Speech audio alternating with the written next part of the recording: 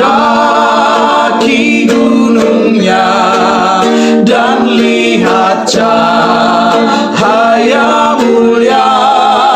Ya Tuhan, pimpinlah aku ke tempat yang tinggi itu. Tuhan, angkatlah jiwaku lebih dekat kepadamu. Biarlah aku berdiri di tempat yang lebih tinggi.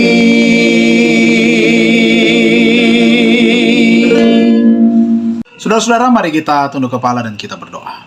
Bapa di surga, Bapa yang kami sembah siang dan malam, berkatilah kami akan belajar firman-Mu pada saat ini.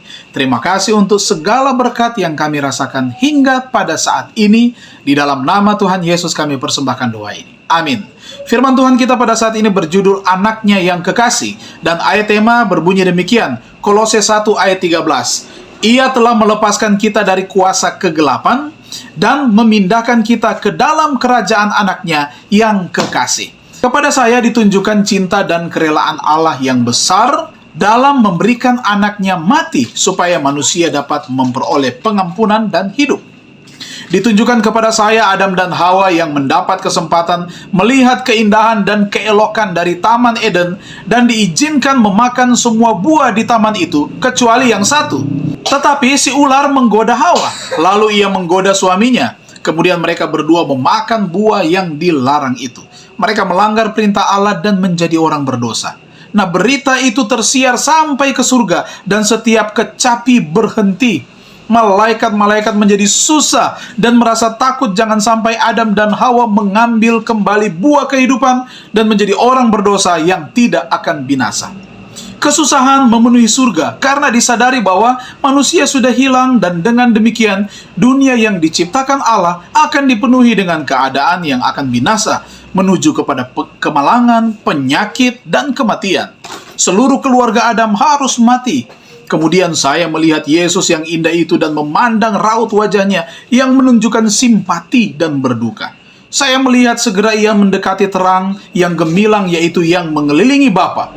Malaikat yang menyertai saya berkata, ia bercakap-cakap dalam suasana akrab dengan Bapanya. Kegelisahan malaikat-malaikat tampaknya semakin bertambah, sementara Yesus sedang bercakap-cakap dengan Bapanya. 3 kali ia lenyap dalam terang yang mulia itu, yaitu yang menudungi Sang Bapa, dan pada ketiga kalinya ia datang dari Sang Bapa, barulah kami dapat melihat pribadinya. Wajahnya, wajah Kristus tenang, bebas dari segala keresahan dan kesulitan, dan bercahaya dengan suatu keelokan yang tidak dapat dilukiskan dengan kata-kata. Kemudian ia mengumumkan kepada kor malaikat bahwa suatu jalan kelepasan telah dibuat untuk manusia yang hilang, bahwa ia telah memohon kepada Bapanya dan telah memperoleh izin untuk menyerahkan nyawanya sendiri untuk menebus manusia itu, untuk menanggung dosa mereka dan menanggungkan hukuman kematian ke atas dirinya sendiri. Itulah yang membuka suatu jalan di mana mereka melalui jasa darahnya mendapat pengampunan untuk pelanggaran-pelanggaran yang lalu, dan melalui penurutan akan dapat dibawa kembali ke taman dari mana mereka pernah diusir. Kemudian kesukaan yang tak terkatakan memenuhi surga, dan paduan suara surga menyanyikan suatu nyanyian pujian dan syukur. Mereka memetik kecapi dengan nada-nada, menyanyikan dengan nada yang lebih nyaring daripada yang sebelumnya. Oleh sebab kemurahan dan kerelaan Allah yang besar menyerahkan Anaknya yang kekasih untuk mati bagi bangsa yang memberontak. Ini terdapat dalam tulisan-tulisan permulaan halaman 205 dan 206. Mari kita renungkan lebih dalam. Mengapa saya memilih mati untuk dosa-dosa yang sudah dibayar di kayu salib? Oh saudaraku, kita bersyukur karena Anaknya yang kekasih, Yesus Kristus, telah menanggung dosa dan kesalahan kita. Mari kita tunduk kepala dan kita berdoa. Kami berterima kasih Tuhan untuk keselamatan yang Tuhan berikan menjadi bagian kami lewat kematian Yesus Kristus di kayu salib. Biar kiranya kami boleh menjadi umat Tuhan yang menghargai pengorbanan ini dengan menjadi setia kepada Tuhan. Dan di hari yang baru ini, kami serahkan hidup kami ke dalam tangan kasih-Mu.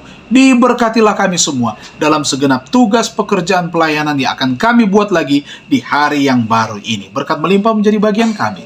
Dalam nama Tuhan Yesus kami persembahkan doa ini. Amin. Terima kasih, Tuhan memberkati kita semua.